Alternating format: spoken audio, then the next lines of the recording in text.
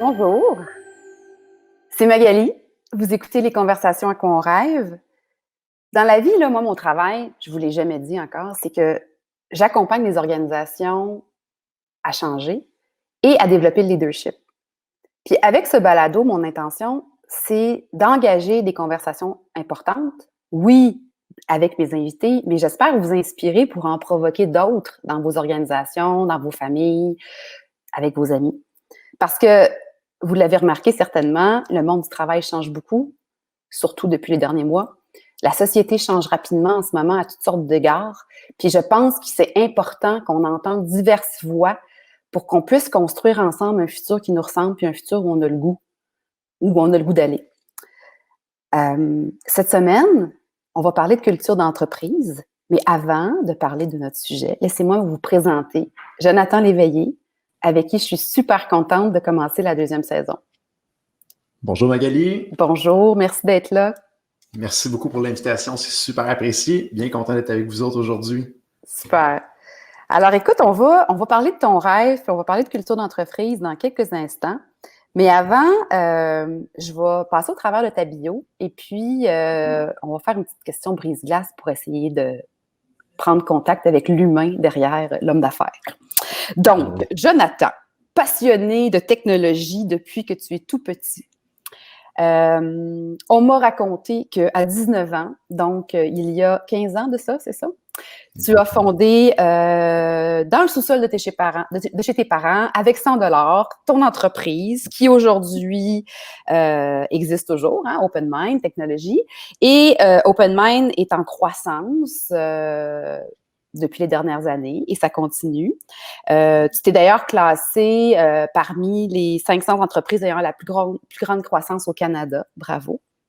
Puis, tu m'as dit lors d'un entretien préalable, puis on y reviendra là-dessus, que tu avais l'ambition pour Open Mind de créer l'entreprise technologique la plus humaine au monde. Tout à fait. Donc, Jonathan, avant qu'on plonge dans le sujet croissance puis culture d'entreprise, je t'ai demandé si tu avais un objet que tu gardes depuis très, très longtemps, qui a une grande signification symbolique ou une grande valeur émotionnelle pour toi. Qu'est-ce que tu as choisi de nous raconter? Ça a été une super bonne question. Ça a été long, honnêtement, avant que je chercher. Je suis quelqu'un qui est peu matérialiste. J'aime le matériel quand ça crée des expériences, mais je ne suis pas attaché à ce matériel-là. Ouais. J'ai arrêté mon choix sur quelque chose qui me rejoint beaucoup au niveau des valeurs. Je te montre c'est quoi l'objet, puis je t'explique après c'est quoi. Okay.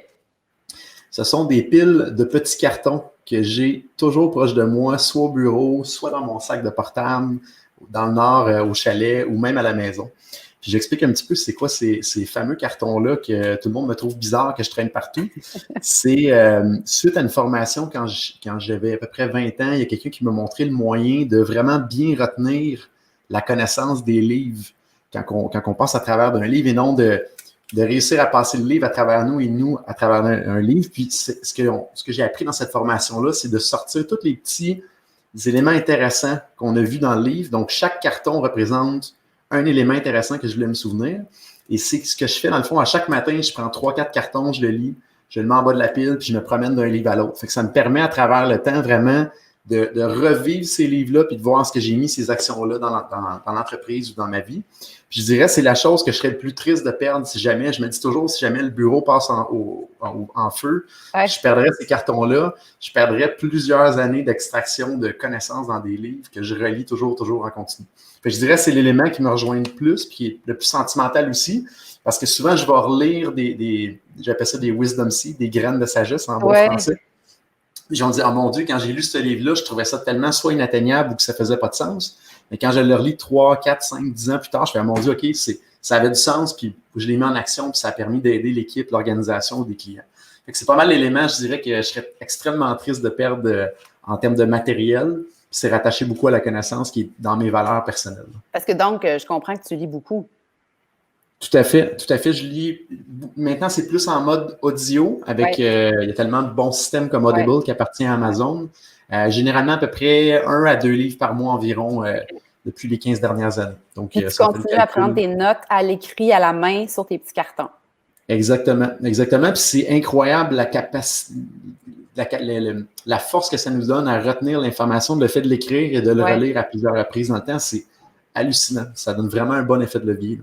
Ce que je trouve intéressant dans ce que tu dis, c'est que moi, je trouve que c'est une belle façon aussi, comme tu dis, la rétrospective, de te regarder aller, tu sais, parce que ce que tu as écrit, probablement, c'est des choses auxquelles tu aspirais. Puis là, ben, comme tu dis, quand tu relis, tu te rends compte des pas accomplis. Mais ce que je trouve très drôle, je peux pas m'empêcher de le dire, c'est que le gars techno qui prend ses petites notes à la main dans des cartons, je trouve ça bien cute. Tout à fait. Mais moi, je t'ai toujours dit que j'arrive à me concentrer puis à retenir seulement si des fois je fais le geste d'écrire. Puis pour moi, c'est bien différent. À la main, c'est pas la même chose que si, mettons, je prenais des notes sur une tablette. Enfin. Je suis d'accord avec toi. Il y a des études qui prouvent que c'est beaucoup plus facile de retenir en écrivant à la main qu'à l'ordinateur. C'est pour ça que je continue, même si je suis très technologique, je continue de cette manière-là, ça l'aide beaucoup. Mon expérience, moi, je pense que c'est ça. Fait que je vais prendre une petite minute pour dire bonjour aux gens qui nous écoutent. Alors, on a Michel Carpentier, qui est comme un fidèle depuis la première émission. Merci d'être là, Michel. D'ailleurs, je vous rappelle, ceux qui sont là pendant le live, si vous avez des questions, des commentaires, n'importe quoi, que vous avez envie de contribuer à la conversation, vous écrivez dans le fil de discussion, puis moi, je garde un œil là-dessus. Donc, on va sauter dans ton rêve. Toi, tu rêves que les entreprises conservent leur culture, leur saveur d'origine, et ce, même quand elles sont en forte croissance. Je te laisse expliquer pourquoi ça, c'est ton rêve. Je vais me rattacher un petit peu à notre histoire, dans le fond. Il y a 6 ans de ça, on s'est donné un objectif quand même assez ambitieux de faire x5 de l'organisation en 5 ans. Donc, passer de 10 à 50 joueurs dans l'organisation. Mm-hmm. Puis, on a réussi à atteindre ce plateau-là et on veut faire un autre x5 devant nous. Je crois que la force d'une équipe, c'est vraiment la culture qu'on peut rattacher à ça, puis comment que les gens sont prêts à travailler ensemble dans un but commun puis avoir du plaisir. Je pense que c'est impossible d'atteindre des buts qui sont vraiment plus grands que soi-même sans une bonne cohésion d'équipe. Seul, c'est impossible. Là, ensemble, on va toujours plus loin. C'est Henry Ford qui disait ça. Fait que je pense que c'est super important que la culture soit là si on veut se rendre à terme, puis il faut avoir du fun à travers tout ça. Et le fait qu'on se donne un autre objectif de faire un autre x5, de passer de 50 à peu près 200, 250 joueurs, le plus gros danger qu'on a, c'est de perdre notre culture qu'on a dans l'organisation. On a eu des belles reconnaissances au niveau de la culture dans les dernières années, dont l'année passée, on a été le premier employeur avec la meilleure culture au Québec dans la tranche de 0 à 100 employés selon Great Place to Work. Mm-hmm. Et notre défi, c'est vraiment de regarder comment, dans cette croissance-là, on peut s'assurer de préserver cette culture-là. Le côté humain, le côté plaisir entre les gens, le côté de livrer du résultat aussi. Puis c'est quelque chose que j'y tiens énormément parce que j'ai vu beaucoup de gens dans mon entourage qui ont fait une croissance au détriment de l'humain à travers tout ça. Puis je pense que faire de l'argent, c'est pas quelque chose qui me motive du tout, mais d'accomplir des grands buts puis de voir les gens se réaliser à travers ça, d'avoir du plaisir puis d'avoir du plaisir moi-même, c'est ce qui me motive beaucoup. Fait que je pense que c'est la raison pourquoi que la culture puis le côté humain, ça vient m'interpeller à ce point-là. Puis je le vois, l'impact que ça a sur nos joueurs, je vois l'impact que ça a sur les entreprises qu'on accompagne. Puis je pense que c'est impossible dans ma tête de dire de faire la croissance puis perdre la culture. Pour moi, ça serait un non-sens. J'aimerais mieux arrêter la croissance pendant un certain temps, de repartir la culture ou de la maximiser. Donc, un peu de là qu'on se dit, on veut être la compagnie technologique la plus humaine au monde. C'est un de nos mantras qu'on se dit.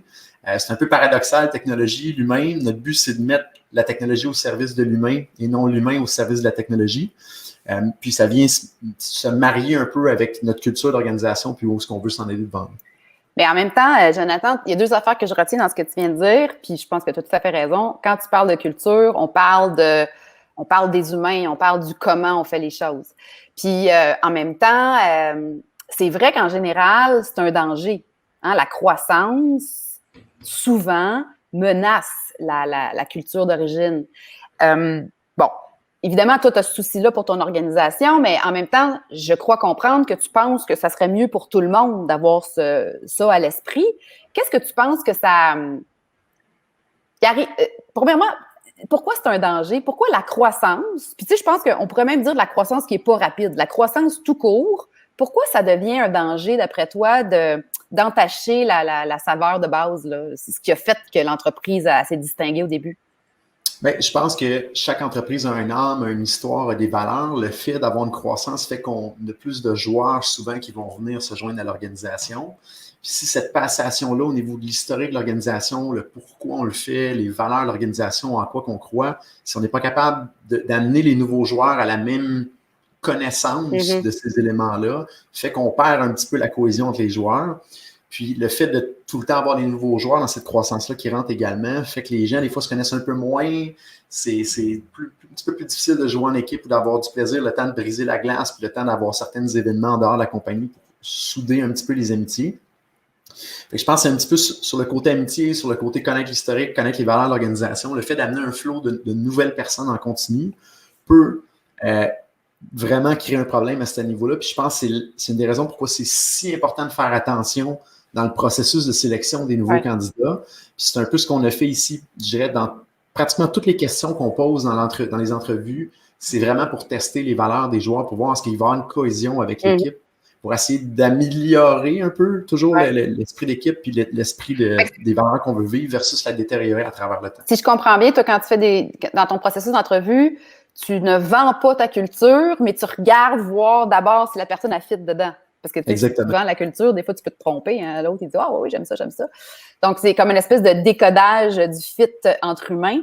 Puis, j'avais le goût de te raconter un truc que j'ai entendu quelque part. Là, je ne sais pas où j'ai lu ça, mais ça m'avait vraiment marqué. Il parlait du fait que quand une culture est vraiment forte, tu n'as pas besoin d'avoir autant de règles, de procédures, de trucs de rigidité. Puis donner des exemples des tribus, je ne sais pas si c'est en Afrique ou dans l'Amazonie, en tout cas, mais peu importe, où c'est pas écrit nulle part c'est quoi les règles, mais la culture, elle est tellement forte, elle est tellement incarnée et présente que tout le monde les connaît, les rites, les rituels, ce qui se fait, ce qui se fait pas. Fait qu'en quelque part, moi, ce que ça m'a fait prendre conscience vraiment de façon forte, c'est que la culture, elle est portée et elle est incarnée par les gens.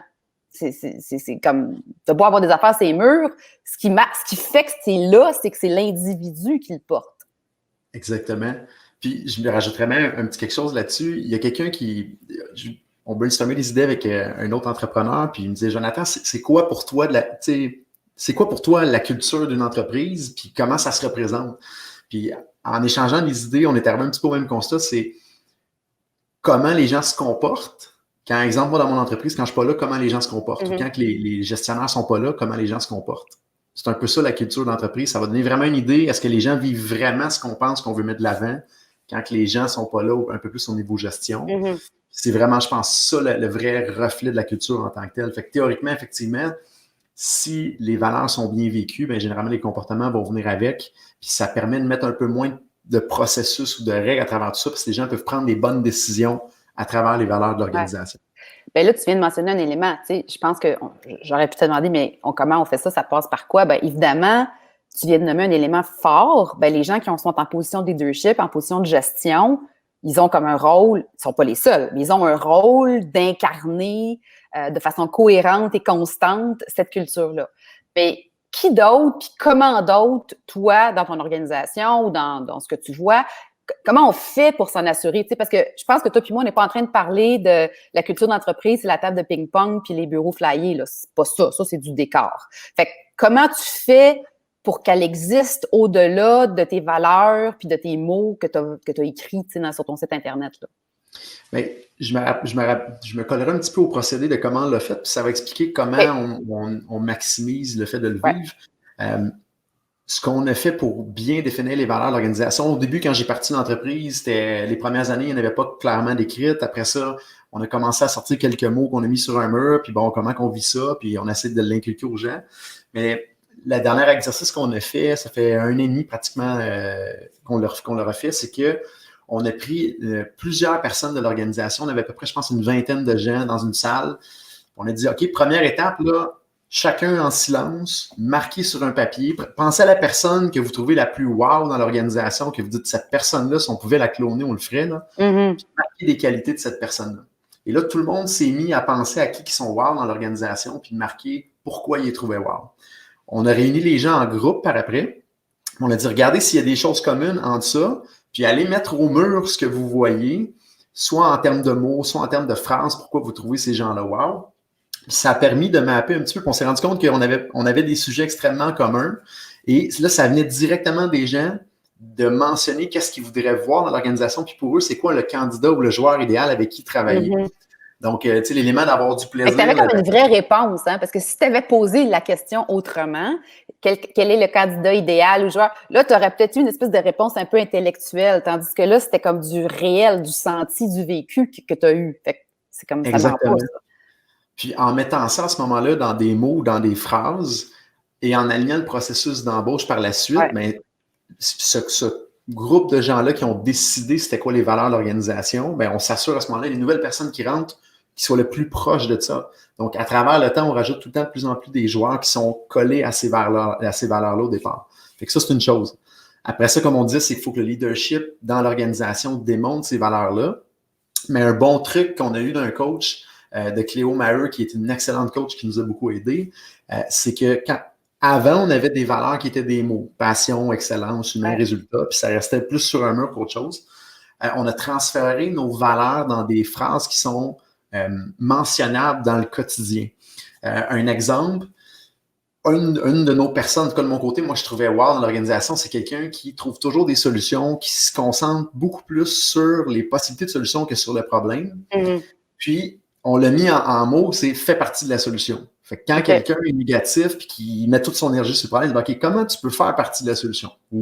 Fait que tes valeurs deviennent plus des énoncés. Exactement, exactement. Donc, à chaque fois qu'on a des échanges avec les gens puis qu'on voit si c'est en lien avec les valeurs, on va le mentionner. Puis si c'est pas en lien avec les valeurs, on va le relancer avec une question qui est la valeur en tant que telle qu'on va ramener sur la table.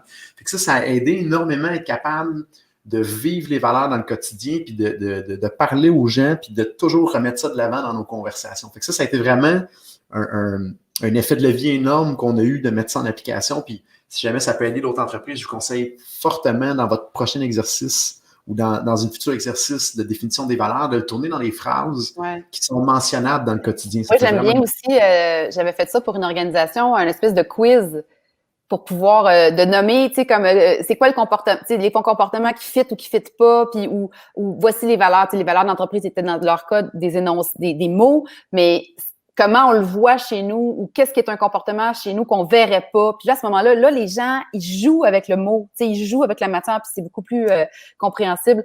Je prends une seconde pour dire bonjour à Sandra Salvoni, merci d'être là, et à Vicky Marié, qui travaille avec toi au marketing. Elle dit nos valeurs sont des petits mantras qu'on extrapole même dans nos vies personnelles.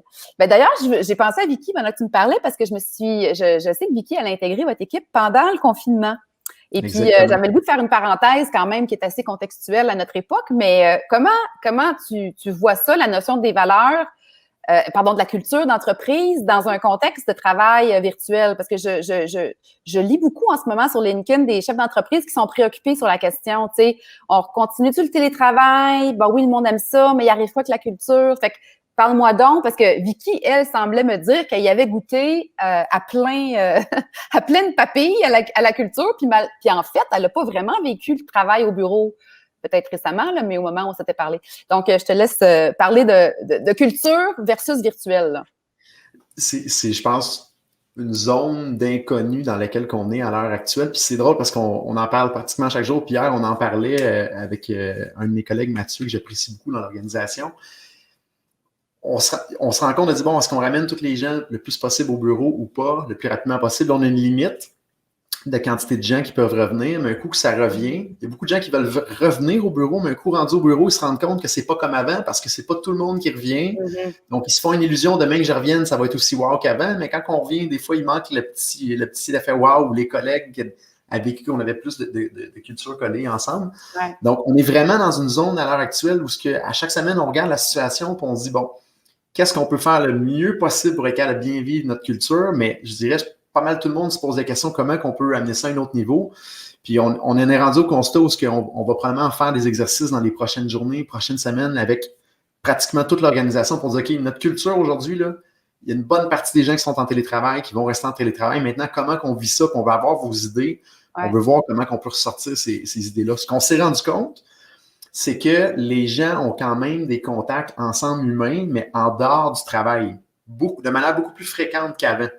Ah oui? Donc, il y a des gens qui se voient un peu plus à l'extérieur du travail que dans le cadre du travail. On se voit en visioconférence, mais ils vont se faire des petits rassemblements. Ça, Jonathan, ça corrobore le fait que les gens, ils ont besoin. On a besoin d'un peu de présence, là, je pense. Hein? Même si c'est de prendre une marche à 2 mètres de distance, je pense que l'être humain, il a besoin de ça. Là. Exactement. Puis je suis du même avis également aussi. On fait souvent l'allusion au hockey. On dit on va aller gagner la Coupe Stanley. On veut que tout le monde, ça soit des joueurs étoiles, mais qui travaillent bien en équipe. Ça donne rien d'avoir juste des lone wolves, des gens qui travaillent juste dans leur silo puis qui ne pensent pas à l'équipe en premier. Mais s'il n'y a pas cette proximité-là, je pense, physique, c'est super difficile de créer une bonne cohésion. Puis je pense que c'est notre gros challenge à l'heure actuelle. Comment réussir à créer une cohésion entre les gens? Entre autres, pour des gens, exemple, on parlait de Vicky, qui n'a pas connu la vie chez OpenMind physiquement avant le confinement, puis qui, d'ici à ce qu'on retourne là, ça risque de prendre plusieurs mois, puis peut-être une année, 2 années, on ne le sait pas, c'est de l'inconnu devant nous. Ça va se refaire graduellement, donc même si on revient au bureau, ça ne sera pas comme avant. Fait que c'est une bonne question qu'on se pose. On veut et on va l'adresser dans les prochaines semaines en tant qu'atelier avec les gens pour faire sortir les idées. On se rend compte qu'il y a vraiment un effet de levier à ce que les gens se rencontrent en dehors du bureau. Puis un exemple qu'on a fait, c'est qu'à chaque année, avant les vacances de la construction, normalement, on fait un gros barbecue avec toute la compagnie. Là, on ne pouvait pas le faire. Fait qu'on a dit comment on peut réaliser ça sous le contexte de la COVID. Fait qu'on a fait des petits groupes à peu près de 5 à 10 personnes où on a payé le béni. On faisait ça dehors, en avant du bureau, un peu en mode pique-nique. Puis on faisait venir les gens par équipe pour qu'en équipe, ils puissent savoir manger une petite cuisse ou poitrine ensemble. Fait qu'on a appelé ça l'événement cuisse ou poitrine. On a fait quelque chose d'un peu différent. Je pense que toutes les compagnies, on se pose la question comment on peut mieux faire, puis comment qu'on peut... Je pense qu'il faut arriver à un constat que la nouvelle réalité, présentement, pour les prochains mois, c'est ça. Puis il faut arrêter de s'accrocher au passé. Ça va finir par revenir comme avant, mais en attendant, il faut voir comment on peut être mieux. Ben, tu dis comme avant. Moi, je pense qu'on va avoir un comme avant version 2.0. Là, en espérant qu'on prenne le bon puis qu'on jette le pas bon, puis qu'on fasse une espèce de nouvelle version. Ce que j'aime dans ce que tu dis, c'est la notion de l'inventer pendant qu'on roule avec les gens. Ça m'apparaît, je pense qu'on pourrait dire, je sais pas si tu es d'accord avec moi, que c'est un élément, la culture, ça se construit pas tout seul dans ton bureau, toi le PDG qui réfléchit à ta culture, t'as une vision, t'as une intention au début, tu te rassembles une couple de personnes pour commencer, mais ta culture, elle évolue, puis elle grandit avec les individus, t'sais. Exactement. Puis je pense que ça doit faire partie du collectif parce que j'ai beau écrire quelque chose sur un mur, si les gens n'y adhèrent pas, ça sert absolument à rien. Fait que c'est vraiment d'essayer de faire participer l'équipe. Puis souvent, les meilleures idées viennent de l'équipe. Là. On a tellement de monde brillant ici dans l'organisation que si on s'assoit l'équipe de gestion, on va arriver à un certain résultat, mais en prenant le cerveau collectif de tout le monde, on va amener ça au prochain niveau, c'est sûr et certain. J'ai le goût de mettre du fluo sur ce que tu viens de dire, puis c'est un message. Souvent, les réponses, les solutions, ils sont sur le plancher, là où le monde travaille. Et puis, il faut arrêter de s'imaginer que c'est dans le boardroom 2-3 cerveaux qui sont déconnectés du plancher, des opérations, des clients, du service qu'on rend. Très, très souvent, on n'a pas la vue complète. Fait qu'on se prive si on ne va pas puiser. T'sais. Exactement. Je voulais parler du fait que de la notion de, tu sais, en ce moment, on vit une période économique moins le fun, disons. Bon, ça dépend des secteurs d'activité, mais on le sait, tu sais, que y a plus de chômage et tout ça. Moi, j'ai eu une crainte à un moment donné. Je me suis dit, dans les dernières années, on a fait beaucoup d'efforts, je trouve, au niveau des cultures, au niveau du développement de leadership plus authentique, plus comme 2020, tu sais. Mais là, maintenant que le rapport de force employeur-employé est revenu dans le côté employeur,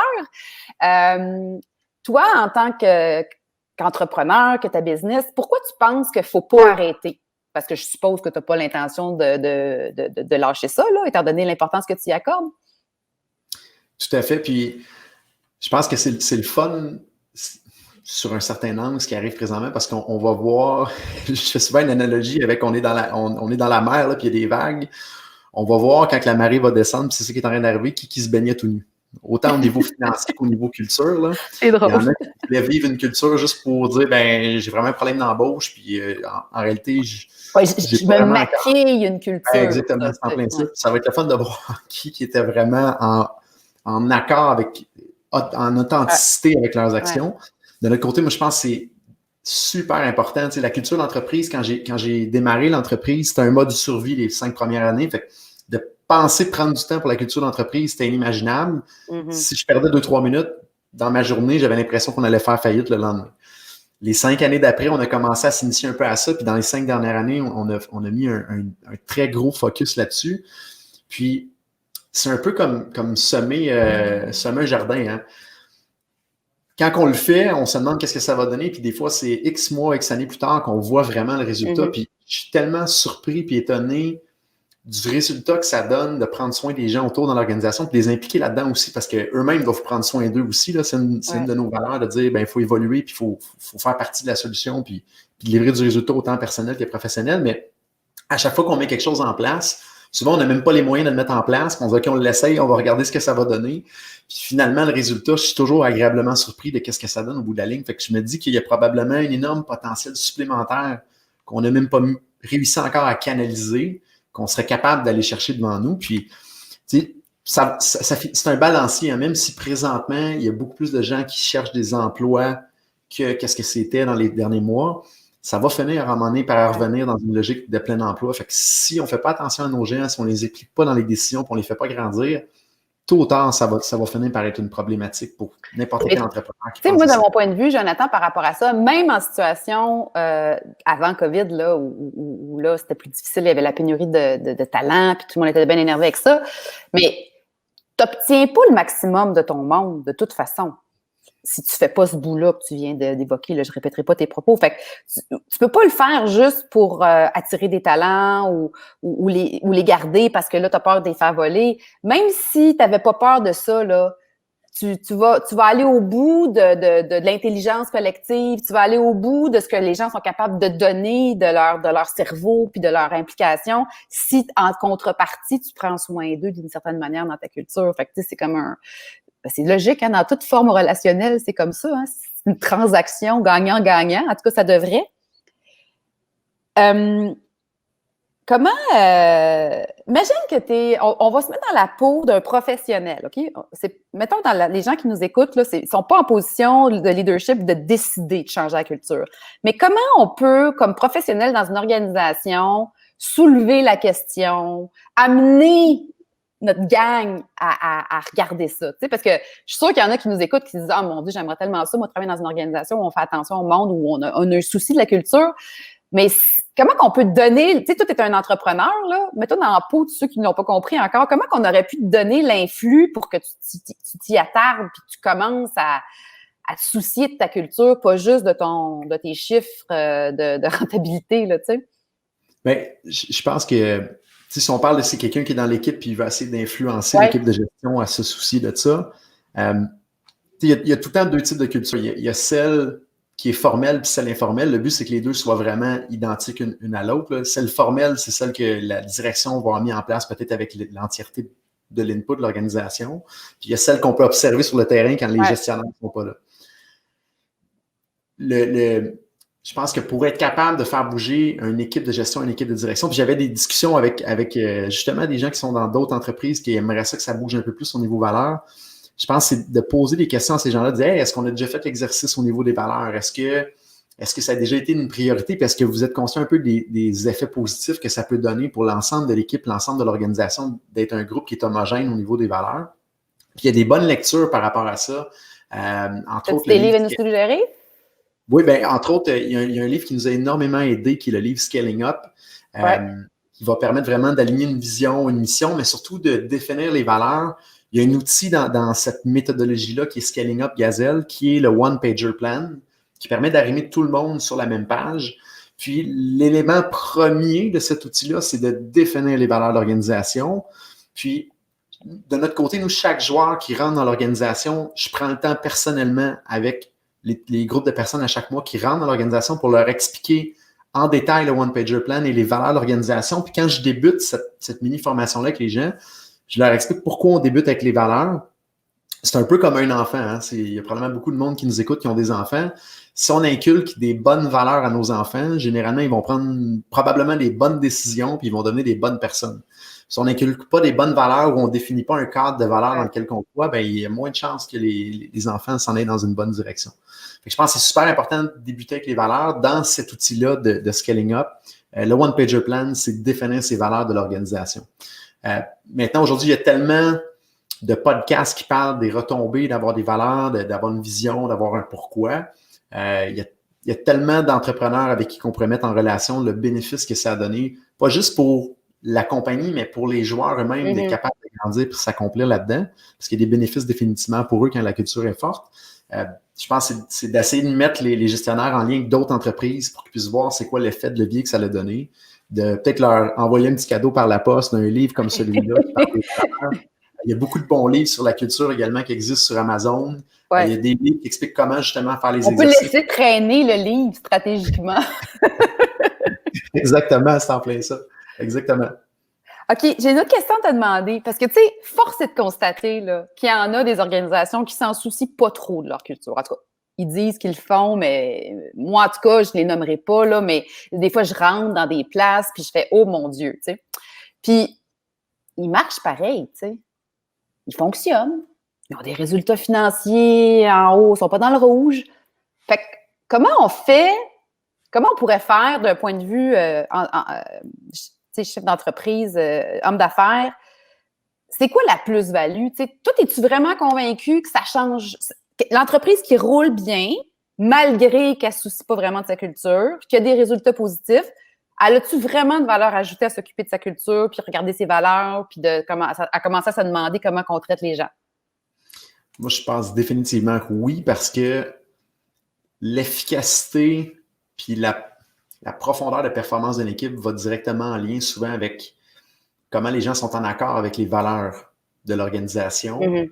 Il y a un but commun qui soit défini. S'il n'y a pas de valeurs qui sont définies, s'il n'y a pas de but commun qui est défini, donc un peu l'essence même de la culture, on n'est pas capable d'avoir un effet de levier pour amener tout le monde où ce qu'on veut s'en aller, ou du moins aussi rapidement ou aussi efficacement avec le plus haut niveau de bonheur possible.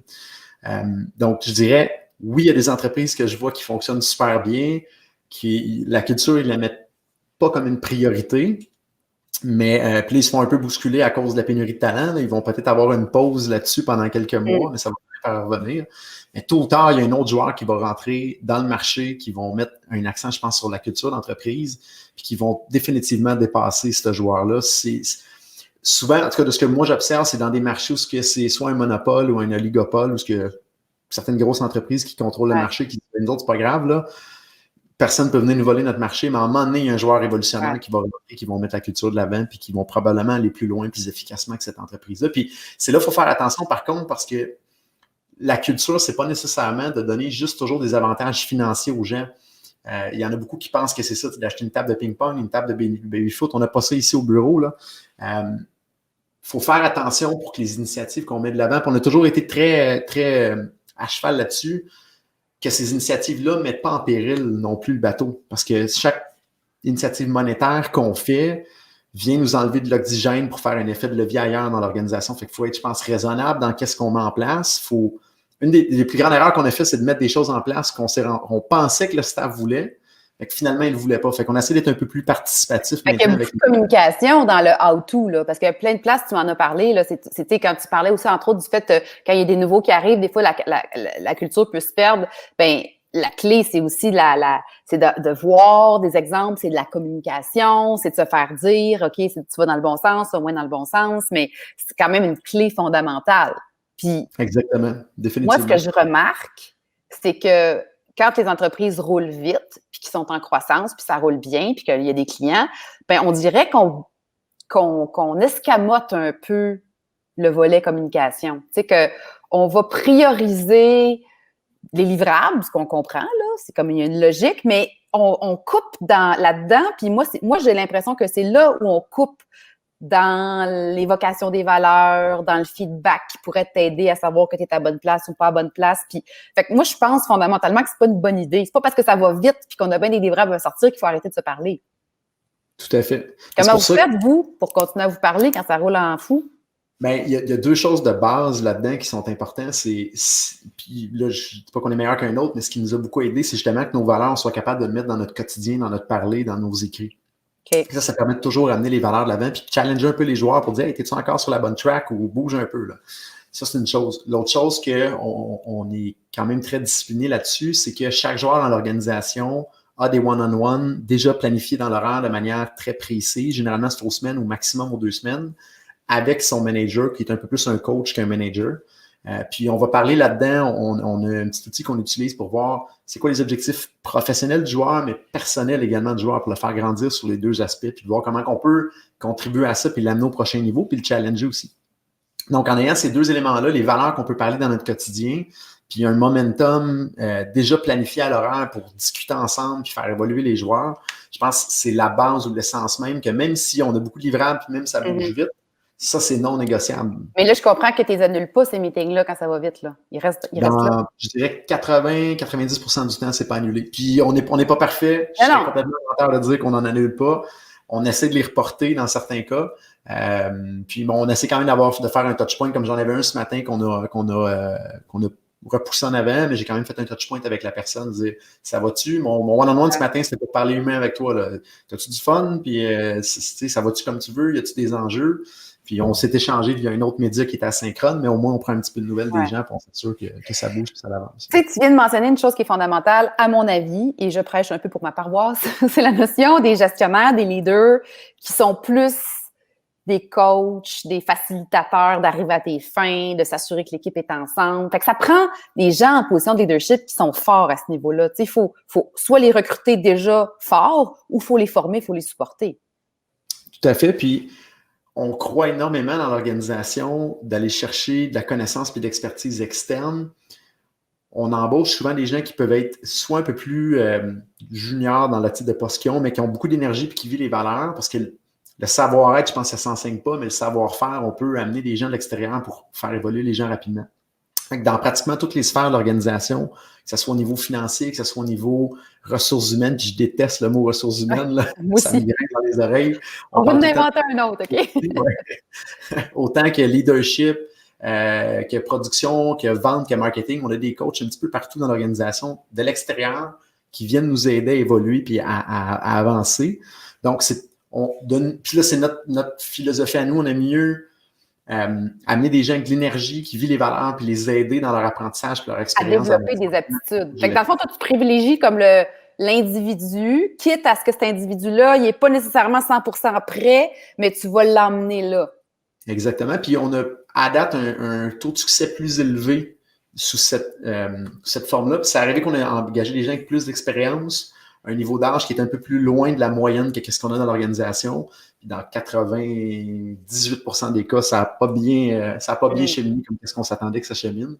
Fait que donc, tu dirais que toi, ta stratégie, pour l'instant, ça fonctionne pour toi au niveau c'est satisfaisant au niveau de ce que tu accomplis avec tes gens, mais aussi, j'imagine, taux de roulement et compagnie, c'est comme ça que tu le mesures, là? Exactement, définitivement. Écoute, ça passe bien trop vite, ça.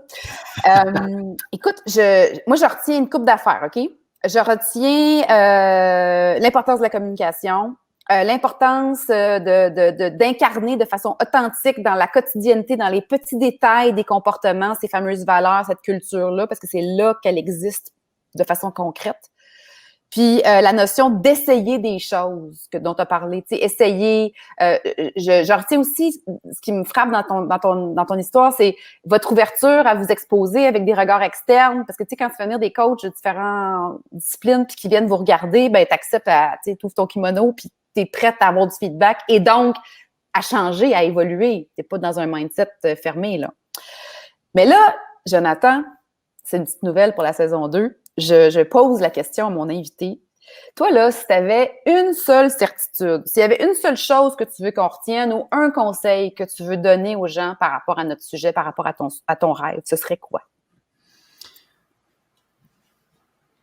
Je dirais, si vous mettez des valeurs de l'avant dans votre organisation ou si vous pensez le faire, le meilleur conseil que je peux vous donner, c'est vraiment tournez-les en phrases qui sont mentionnables dans votre quotidien, dans vos échanges verbaux ou écrits. Ça a été, je pense, ce qui nous a donné le plus d'effet de levier dans les derniers mois, les dernières années. Fait que s'il y avait une chose, là, que vous pouvez repartir avec ça, que je peux vous dire que nous, ça a vraiment fait une bonne différence. Ça a l'air vraiment anodin. Puis moi, je m'aurais fait dire ça avant, puis j'y croirais pas, là, mais on l'a vécu, on l'a vu. J'en ai parlé avec d'autres entrepreneurs qui l'ont fait, puis c'est vraiment un game changer. Ça serait ça, définitivement. Super. Bien, merci beaucoup de ta participation qui a passé beaucoup trop vite. Moi, j'aurais pu passer le reste de l'avant-midi avec toi. Ben, l'après-midi, en fait, on est rendu l'après-midi. Ben, je vous remercie aux participants qui nous ont écrit des commentaires, qui ont été là, puis ceux qui vont nous écouter en différé de votre écoute.